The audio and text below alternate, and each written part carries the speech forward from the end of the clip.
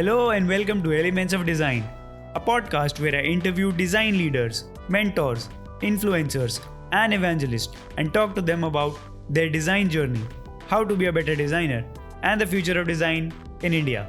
I'm your host, Mana Madan, a UX designer based out of New Delhi, India. My guest today is Sidharth aka King Sidharth. He's a designer, entrepreneur, YouTuber, and a TEDx speaker. He's been doing design for 11 years now and is currently the head of design at Headout. In this episode, we talk about what a designer can learn from product manager and product management, how a designer can transition from an IC role to a managerial role, and what makes a good manager. So let's welcome Sidharth to our show.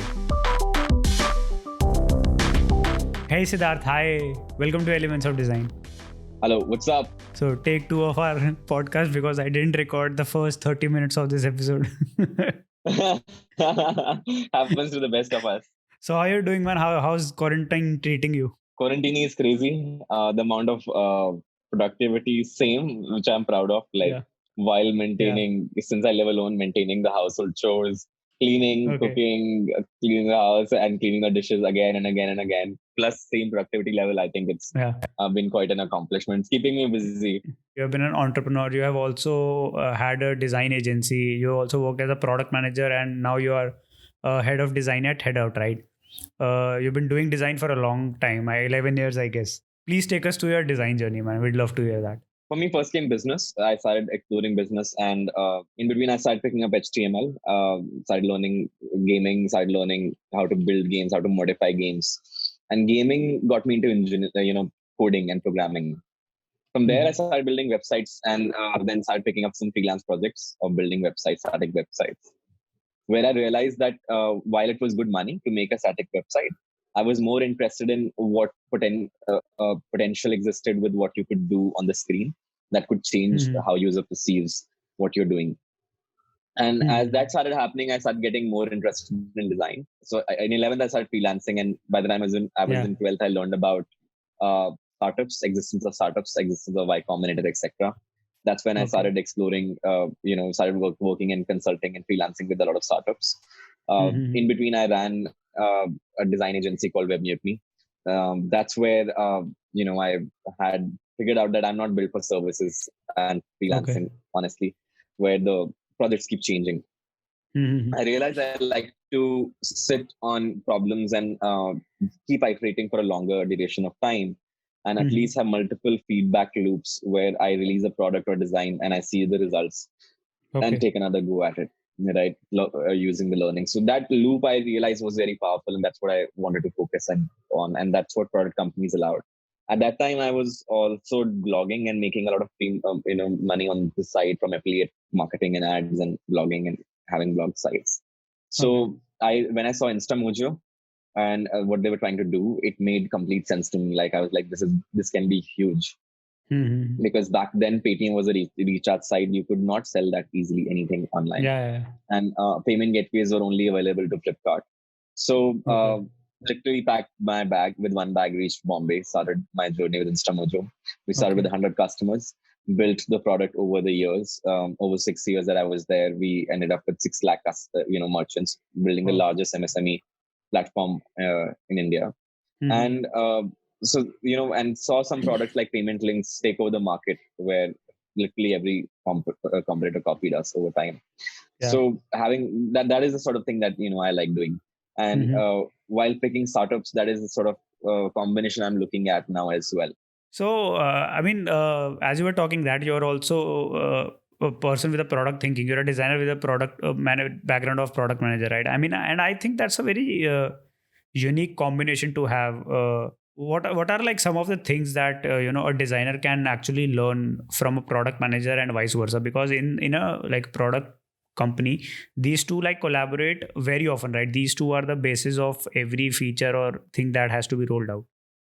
When you say product, you may imagine something sitting on a shelf in a supermarket.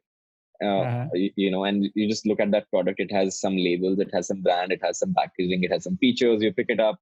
That's sort of market awareness, right? That out of 5 features, if I invest my time as a designer in this one feature, which has higher chances of getting adopted getting used, getting discovered, right? Then you're starting to pick up, the product thinking, and you're starting to think like a product manager as well, because that's Okay. what a product person who's building that juice packet in the supermarket packaging and productization is thinking about. How will I make you notice out of hundreds of packets that this is one packet you like? How will I stand out? How will I communicate that it's not too different? It is still apple juice. How will I communicate features? What are you looking for? If you used to sing real, 100% on everything, if I don't put that, now you're starting to think like a product person and not just a designer. While a designer's approach is the opposite. We are heavily obsessed with a single user and their journey. We do talk about personas to cover various personas or various need states, but that's not necessarily as broad as markets and what product managers think. So that sense of markets, a designer can pick up from product manager. That sense of prioritizing, ruthlessly prioritizing features and ideas, and effort as to what is more feasible, what is more likely to get traction, and killing your own darlings and your own good ideas, right? To prioritize something that can actually get done. I think that's something you can learn. One can learn from product manager. What are like the other qualities that a designer can have or should have? I think communication is big essential, right? Yeah. It's an engineer who struggles with communication may not suffer as much as a designer who struggles with communication, where they will really struggle. Because as designers, if you cannot communicate the impact of your work or the importance of your work, or you cannot talk about the consequences and the second order effects of your work, then you will suffer, right? So there are two parts of communication as I like to talk about. There's understanding and listening and comprehension of what the other person is saying. And what we tend to do there, a lot of young designers tend to do there, is when somebody's saying something, you automatically start thinking of responses in your head. What you miss out is empathizing there, right? That is the moment to empathize as we talk about designers. To ask further questions, to improve your listening, right? To keep asking questions. And the second part you can do is you want to practice is explaining what you want to say. And a lot of times where a lot of us designers feel frustrated in our inability to explain our point of view, we try more and more arguments, we try more and more examples, versus what has worked really well for me and supremely hard to keep in your mind. It's very easy to forget that asking questions is more powerful than giving examples at times, right? So somebody like I'll give you an example. Like in recent project, we got a ping that, hey, this is a banner we found on Dribble. Why don't you create this in our style with this copy? Now, as a designer, you get supremely frustrated. Like, Photoshop karne ke liye baitha hai kya? Right? So you get frustrated that that's not what I'm for. You're not utilizing my mind. A option is you start arguing. You start giving examples. No, do this, do this. The other option is you start asking questions. Why do you like this banner?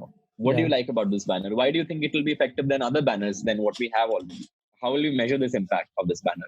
And as you start to dig in, you realize there's a completely different story going on, that it's a very weak hypothesis. It's a very weak test, A/B test they want to do. And they didn't want to waste a lot of time of design team. So they came up with the best thing they could look at Dribble and sent that in hopes of reducing the effort it will take design team. So good questions, in my opinion, unearth these subject matter, right? So if a young designer, let's say, asks me, okay, Manav, what do you mean by good question? Like, how do you judge a question if it's a good question or not? And it is a good question to ask that what is a good question? It is. Like I said, I'll emphasize again, like a good question is the one that builds shared understanding, that builds shared knowledge, right? That builds common grounds.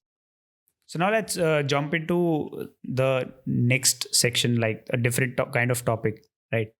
Now, do we have to give up an IC role to be a manager? Initially, I think whenever a new manager comes in, they try not for that not to happen. That I will continue to write my code, do my design, and manage people. But eventually, invariably, it does mean you realize that you are doing a disservice to your team. By trying to swim in both boats, and you are much better if the team is much better off as well. Should you become totally like a reliable API in terms of being the glue for the team? So yeah, over time you have to give up the IC role to transition to managerial perspective and managerial role. And Mhm. that transition is never, I think, is never smooth, no matter how much you try. When you're an IC, your work dictates, your performance. If Hmm. you don't do the design in time Yeah. or up to the quality, right, or you don't think it through, it reflects badly on you and you alone. If you do Hmm. it well, you do it well. You get Yeah. promoted, you get all of those things. But when you're a manager, right, Hmm. nothing you do reflects on you. Everything that the team does, every Okay. person who's not you, their work Hmm. reflects on you, Okay. right? Their work is how you get assessed as a manager. A lot of people, initial managers, new managers, you will see them struggle saying, "Oh, I have to do everything because I can't trust people to do this by themselves. So all Hmm. the important tasks I do by myself, and everything non-important I delegate." That's the worst way Okay. to be a manager. You're just doing a Exactly. disservice to your team and to Hmm. yourself as a manager, because you're not building your team up, right? Okay. Which is one of the primary tasks for you as a manager, right? Building your team Uh, up and skill set and confidence and communication, all those things. The okay. one thing that helps is having good managers in the past whom you can reference to and understand that yes, there is a way out, right? Okay. It does get better. And second is having a support group of people who have done that sort of transition, who can Hmm. talk to you about it. Just having a person to talk to and somebody who Okay. tells you it gets better is more than enough. What are the, like some of the problems that you face when you start managing people at first? So one of the primary things that you struggle, like I was mentioning, is the sudden shift of responsibility and accountability, right? Why so many managers just resort to like, just do this.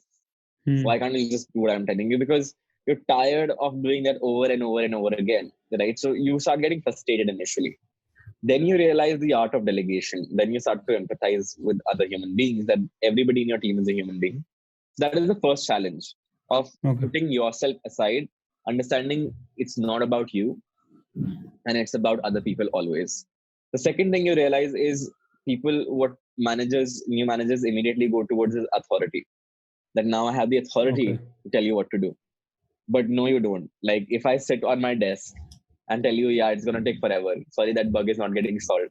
Like you can take your authority home and ship it, right? Put it on production server. Yeah. It's not gonna solve the bug. Your authority will Yeah. not solve the bug, right? Yeah. So you realize authority is the worst possible way to practice that. Yes, you do have authority, Yeah. but it's like the break in case of emergency tool that it's not something Yeah. you use every day. Every Yeah. day, what you use is influence. What you use is Hmm. conviction. What you use is persuasion. What you use is storytelling. So you are more of a facilitator, coach, and a chicken who runs around to get things done for the team. Then you are this authority figure. And if anybody's pinging you, it is about a problem. There is something fucked up, right? Yeah. So it takes a while before you get used to it, right? Yeah. There are so many times you get super frustrated, like, what am I, like fire emergency department? Like every people, that's when you Yeah. realize you are serving your team. You are coaching your team. You're Hmm. not, and you're managing the work for the team. Yeah. But you're not authority figure on the team. But when you are a manager, since you delegate most of your task to your team, right? Uh, how does a manager get his vision and his sense of how the product should look and feel or behave?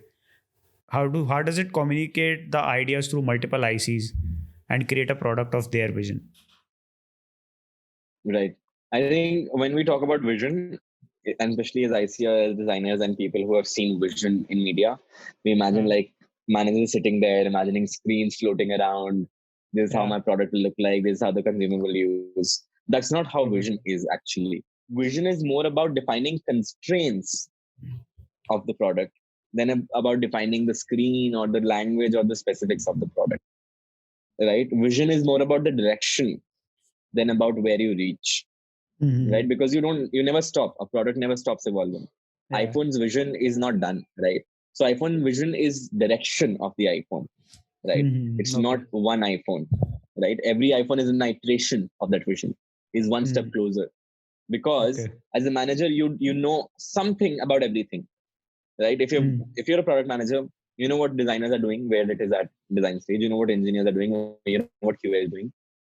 So then your part of the vision, your contribution to the vision, is collecting these important parts and combining that together. Then you realize your work is to align that vision, to or to make that vision so clear that everybody sees them in that vision.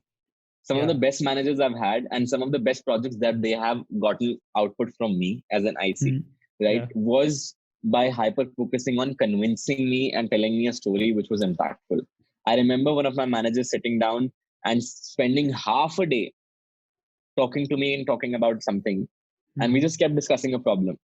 He didn't mention that we're gonna build a product to solve this. He didn't mention it's a feature, product, service. We just talked about a problem for half a day in office. There was no deadline communicated. He did not mention what has to be done. We just discussed the problem so much that I was like, how can we not solve this? And I went to my desk. And next thing you know, I'm presenting 30 ideas. We can do this, we can do this, we can do this feature, we can build this product, we can do this, we can communicate this way, we can hire this way, we can train our staff. So now you've got my engines fired up, right? Because you have me convinced about the problem. Our vision is aligned about what the problem statement is. That's the real art of delegation. Now, one thing that, still that I have a doubt in is when you're a designer, right? You have come from a creative background, right? There is this creativity that keeps bubbling inside you. And when you become a design manager, you don't actually get to create a lot of stuff. I mean, you can do side projects. That's one way. But how do you like fulfill your creative appetite as a manager? Most design managers would have come from a design, being an IC role background, right? And therefore, I think one thing you can continue to practice is your ability to make quick prototypes, quick prototypes. I think that's one of being my way to communicate to my team or communicate quick ideas from my team to other teams. I spend that time prototyping. And another way, I think what starts to happen is you become a curator, but you become curator of people who have the ideas and grow these ideas.